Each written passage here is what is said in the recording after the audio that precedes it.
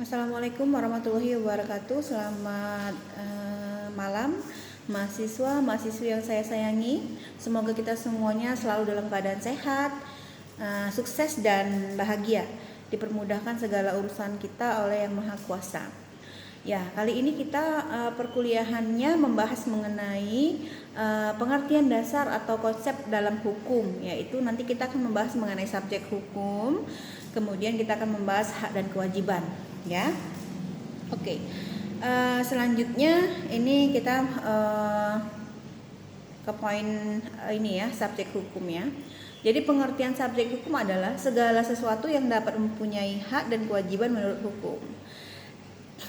Jadi pembagian subjek hukum itu terdiri dari manusia dan badan hukum. Nah, sebelum saya menjelaskan ke detailnya mengenai manusia dan badan hukum, saya ingin mengingatkan sekali lagi, jangan lupa mahasiswa untuk absen ya di e-learning. Lihat pertemuan kita hari ini tanggal 13 November ya. Kemudian nanti video ini kan saya share nih ke ketua kelas, silahkan nanti dibuka dan dilihat. Jika ada pertanyaan silahkan ditanya di forum diskusi di e-learning juga ya. Jadi jangan lupa ini ada kaitannya dengan e-learning ya, walaupun metode pembelajarannya atau metode perkuliahannya hanya dengan melihat video yang saya share saat ini. Oke ya. Nah, kemudian untuk bahan perkuliahan kita sudah saya upload juga ya di e-learning, jadi silakan di-download supaya mahasiswa juga mengetahui ya pembahasan dari materi kita malam ini. Oke. Kemudian selanjutnya ini kita membahas mengenai cakap dan tidak cakap melakukan perbuatan hukum. Cakap melakukan perbuatan hukum artinya subjek itu dapat melakukan atau bertindak baik sendiri maupun bersama orang lain di dalam menjalankan hak dan kewajibannya. Jadi harus memenuhi syarat-syarat, yaitu yang pertama orang tersebut telah mencapai umur 21 tahun dan telah menikah. Kemudian yang kedua, orang tersebut mempunyai kewenangan untuk melaksanakan hak dan kewajiban ya. Misalnya ia berwenang menjual barang di mana barang tersebut memang benar miliknya. Kemudian orang tersebut harus memiliki jiwa dan akal yang sehat ya. Selanjutnya, selain itu manusia ada juga yang tidak dapat dikatakan sebagai subjek hukum. Siapakah dia? Yang pertama, anak yang masih di bawah umur, belum dewasa ya, dan belum menikah. Kemudian yang kedua, orang yang berada dalam pengampuan, yaitu orang yang sakit ingatan, pemabuk atau pemboros. Kemudian yang ketiga, orang yang dilarang oleh undang-undang untuk melakukan perbuatan hukum tertentu ya. Misalnya orang yang dinyatakan pailit. Oke. Selanjutnya kita membahas mengenai badan hukum ya. Tadi kita membahas mengenai manusia ya. Kemudian badan hukum adalah bukan orang, tapi merupakan badan-badan atau kumpulan manusia yang oleh hukum diberi status person yang mempunyai hak dan kewajiban seperti manusia. Jadi badan hukum itu dibedakan menjadi badan hukum publik, kemudian badan hukum privat ya. Oke. Keberadaan badan hukum menurut teori ilmu hukum ditentukan oleh 4 teori ya, yang menjadi syarat suatu badan hukum ya agar tergolong sebagai subjek hukum, yaitu yang pertama teori fiktif, yang kedua teori kekayaan, kemudian teori pemilikan bersama, kemudian yang terakhir teori organ ya. Selanjutnya kita sudah membahas mengenai subjek. Subjek hukum terdiri dari 2, manusia dan badan hukum. Kemudian yang selanjutnya kita membahas mengenai objek hukum.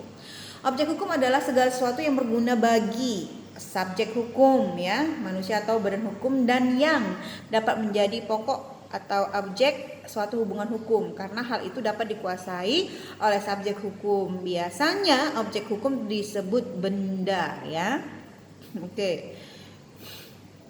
Jadi benda itu dibagi atas beberapa, yaitu benda berwujud dan benda yang tidak berwujud. Jadi benda berwujud itu atau bertubuh gitu ya, yaitu yang dapat diraba oleh panca indera seperti buku, rumah, meja dan sebagainya. Kemudian benda yang tidak berwujud itu bagaimana, atau benda yang tidak bertubuh itu bagaimana? Yaitu segala macam hak seperti hak cipta, hak merek, hak paten, piutang dan lain-lain. Oke ya, sudah paham ya? Kemudian benda juga dibagi yaitu beberapa, benda bergerak dan benda tidak bergerak. Jadi benda bergerak dibedakan menjadi menurut sifatnya, kemudian yang dapat dipindahkan, kemudian karena penetapan undang-undang. Nah, bagaimana benda tidak bergerak? Nah, dapat dibedakan sebagai berikut. Jadi karena sifatnya, karena maksud dan tujuannya, kemudian karena penetapan undang-undang ya. Selanjutnya kita membahas mengenai hak dan kewajiban ya, hak dan kewajiban. Hak dan kewajiban, hak dulu yang kita bahas. Hak tidak hanya mengandung unsur perlindungan dan kepentingan, tetapi hak juga mengandung unsur kehendak ya. Jadi dia bebas berkehendak dengan tanah yang ia miliki tersebut. Misalnya kita contohkan dengan sebidang tanah ya, hak memiliki sebidang tanah. Kemudian selanjutnya ciri-ciri hak yang melekat pada hukum adalah, yaitu yang pertama, hak itu dilekatkan kepada seseorang yang disebut sebagai pemilik ya, atau subjek dari hak itu. Kemudian hak itu tertuju kepada orang lain. Kemudian hak yang ada pada seseorang ini mewajibkan pihak lain untuk melakukan atau tidak melakukan suatu perbuatan ya.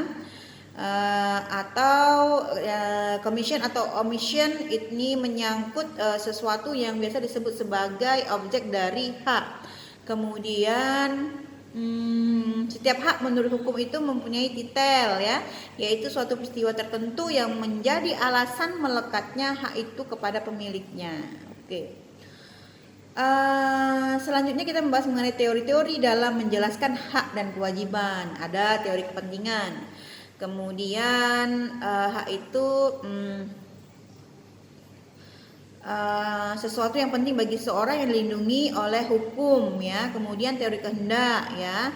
Hak adalah kehendak yang diperlengkapi dengan kekuatan dan diberi oleh tata tertib hukum kepada seseorang. Oke. Selanjutnya hak dibedakan menjadi hak mutlak, kemudian hak asasi manusia, hak publik mutlak, hak keperdataan ya. Kemudian ada hak relatif ya, hak relatif atau hak nisbi. Selanjutnya timbulnya hak. Yang pertama karena hak timbul karena ada peristiwa hukum, ada subjek hukum baru, ada perjanjian, karena ada kerugian yang diderita akibat kesalahan orang lain, karena telah melakukan kewajibannya, karena kadaluarsa. Ya, itu timbulnya hak. Jadi ada beberapa ya. Kemudian ada lagi lenyapnya hak. Tadi kita membahas timbulnya hak, dan ada juga lenyapnya hak, yaitu pemegang hak meninggal dunia, masa berlaku telah habis, kemudian telah diterima sesuatu benda yang menjadi objek hak, kemudian kewajiban sudah dipenuhi. Selanjutnya karena kadaluarsa dapat menghapus hak 30 tahun ya. Setelah kita membahas hak, kita sekarang membahas kewajiban. Jadi kewajiban sesungguhnya merupakan beban yang diberikan oleh hukum pada orang atau badan hukum. Jadi hak dan kewajiban ini timbul apabila terjadi hubungan hukum antara dua pihak yang didasarkan pada suatu kontrak atau perjanjian ya. Kemudian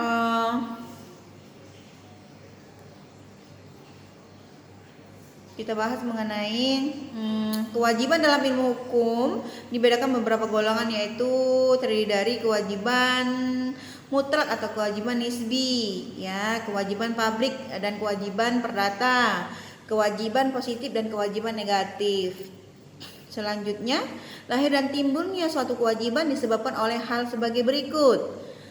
Karena diperoleh suatu hak yang membebani syarat untuk memenuhi kewajiban, kemudian berdasarkan suatu perjanjian yang telah disepakati, kemudian adanya kesalahan atau kelalaian seseorang yang menimbulkan kerugian bagi orang lain, kemudian karena telah menikmati hak tertentu yang harus diimbangi dengan kewajiban tertentu, kemudian yang terakhir karena daluarsa atau fair jaring, contohnya denda ya. Jadi hak juga bisa dihapuskan dan kewajiban juga bisa dihapuskan nih. Jadi hapusnya suatu kewajiban karena hal-hal sebagai berikut. Karena meninggalnya orang yang mempunyai kewajiban, kemudian masa berlakunya telah habis dan tidak diperpanjang, kemudian kewajiban telah dipenuhi oleh yang bersangkutan, hak yang melahirkan kewajiban telah dihapus, kemudian daluarsa, kemudian ketentuan undang-undang, kemudian kewajiban telah beralih atau dialihkan kepada orang lain, kemudian yang terakhir terjadi suatu sebab di luar kemampuan manusia sehingga dapat dipenuhi kewajiban itu, ya. Oke, jadi sudah selesai ya pembahasan kita pada pembukaan malam ini. Kita membahas mengenai subjek hukum ya, yang terdiri dari manusia dan badan hukum, kemudian objek hukum ya. Selanjutnya kita membahas hak dan kewajiban. Baiklah, terima kasih. Saya mohon maaf jika ada kesilapan dalam penyampaian materi saya. Kepada Allah saya mohon ampun. Saya berharap kita semuanya selalu dalam keadaan sehat, sukses dan bahagia. Jangan lupa untuk mengisi absen. Terima kasih. Wassalamualaikum warahmatullahi wabarakatuh. Selamat malam semuanya.